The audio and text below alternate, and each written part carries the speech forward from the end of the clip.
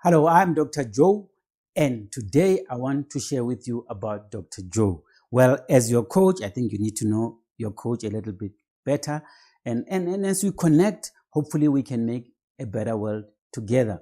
I was also encouraged by Stephen Covey in his book, The Eighth Habit from Greatness to Effectiveness. He says, as leaders, our role is to find our voice and then help others find their voices. Most people are on this planet struggling just to find why they are here. And I think if you are a little bit enlightened, and I know you are, you need to just write your story and get other people to read. You never know which life you will touch. So let's go to my slide deck and let me share a little bit about Dr. Joe.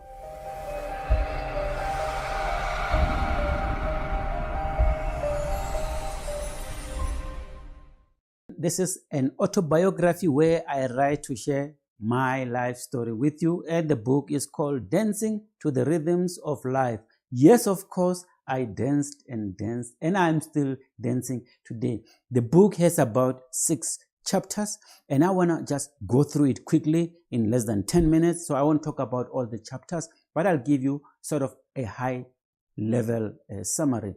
So in chapter 2, I talk about finding what I love to do. I know most of us are on this journey to find out what is it that we are here for. It's a challenge for many people. And I understand 80% of the people die without even finding the work they are born to do. So my life story has been a challenge because most of us don't grow with mentors or coaches, and it's more a trial and miss. So I thought I was going to be a soccer player. I played soccer when I was growing up. I thought I was going to go play for Liverpool and make money. Failed. I thought I was going to be a farmer. I grew up in the village and my parents had cows and cattle and goats. It didn't work for me. I wanted to be a DJ. So as a student, I bought my decks and I was out there cranking it on the 1 and 2s. Of course, I made enough money, but I was never be the Oskido that I wanted to be. I wanted to be a scientist, so I spent a lot of time in the laboratory studying, going to school. I completed my PhD. I didn't find it fulfilling. Then I started working as a CEO, director, leading big organizations. Was not working. I quit. I went to become an entrepreneur. Oh, it was hard. So I am a self-declaring failed entrepreneur, but hey, that's what it is. I wanted to be a healer because I grew up with my grandmother and I've got that gift. I can sense things. I can see things. It didn't work for me. Now I go around as a coach and as an author, as a speaker, and that's just what I'm doing. But in summary, I want to coach professionals to positions of leadership, wealth, and scientific excellence. And when I do that work, I find it more fulfilling. So this is 3 categories of people. There are people who come to me just wanting to be better leaders, and I work with them. There are people who want to be entrepreneurs with an intention of making money and building wealth. I assist them. There are scientists that I lead who have got an idea and they want to translate it into the marketplace, and I assist with them. So I spend most of my time conducting research, reading, putting this slides like this together.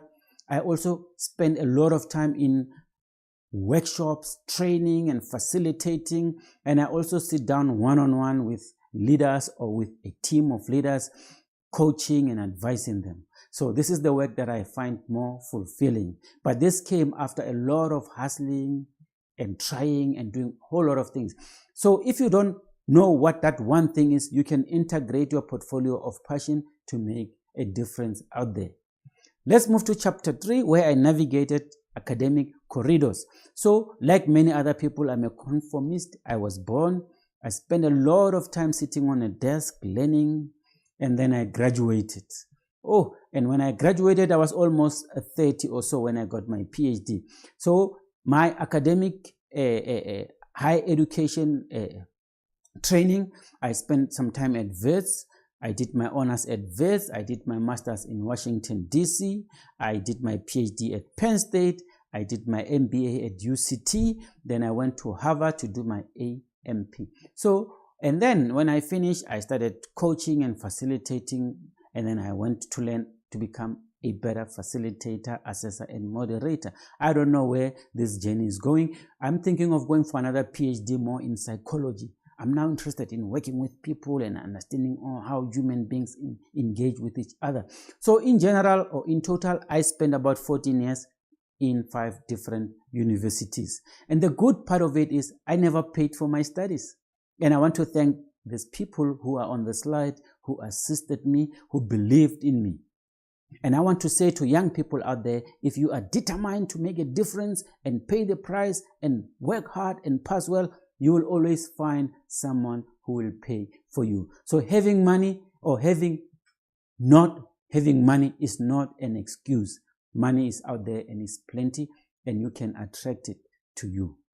Let me talk about chapter 4, where I navigated the corporate corridors.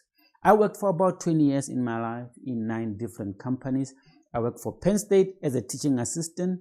That's when they paid me to do my PhD. I worked for the American Red Cross, International AIDS Vaccine Initiative, Baxter Healthcare, K Biotech, Bioped, CSIR.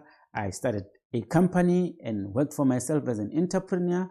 I currently work for the Vaal University of Technology.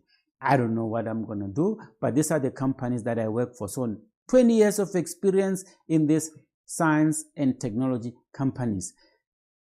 So what I want to say, of course, is to thank all the bosses who were there, who signed my contracts, who believed in me, who mentored me along the way. Some of them we had differences. Some of them we fought. Some of them we celebrated together, and it was just a learning feast. I don't know if you have a slide of all your bosses. Most people, once they have differences with their bosses, they hate them, they don't like them.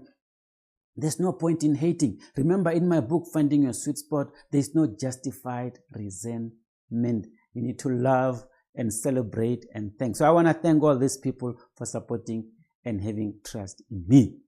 So the competencies that I learned in my 20 years, because I worked with scientists, researchers, engineers, I learned about research and innovation, intellectual property, how do you develop a prototype, how do you develop a strategy for an organization, how do you restructure an organization, how do you engage with a variety of stakeholders, how do you develop models for clusters like Science Park, and how do you raise funding. So I've done all that and I've learned, and this was just a learning feast.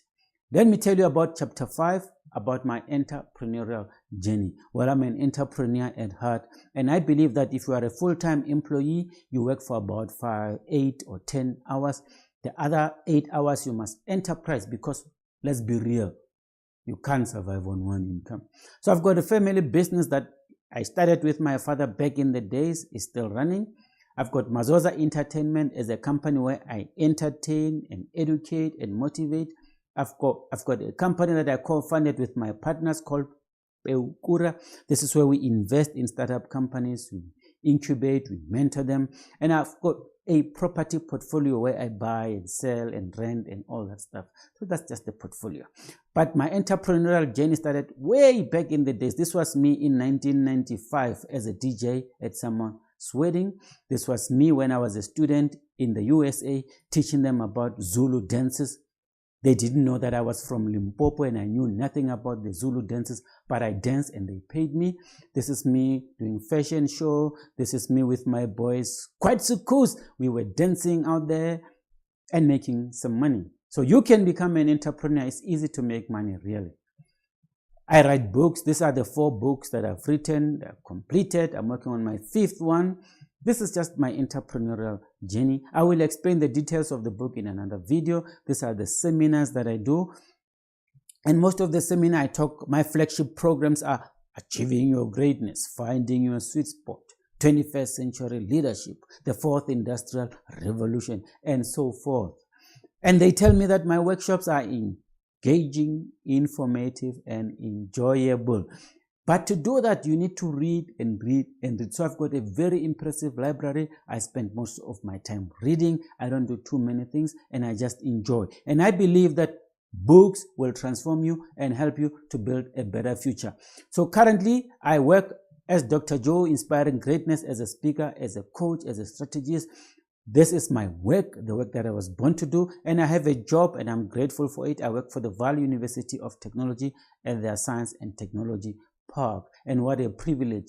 And I hope to engage with you in one of those platforms so that together we can build a better world. I want to thank you for your interest and for listening. Remember to hit the subscribe button, share the video clip with other people, but more importantly, write your own biography so that you can share your story with the people, because you never know who can be transformed by your life story. Continue inspiring greatness until we meet again.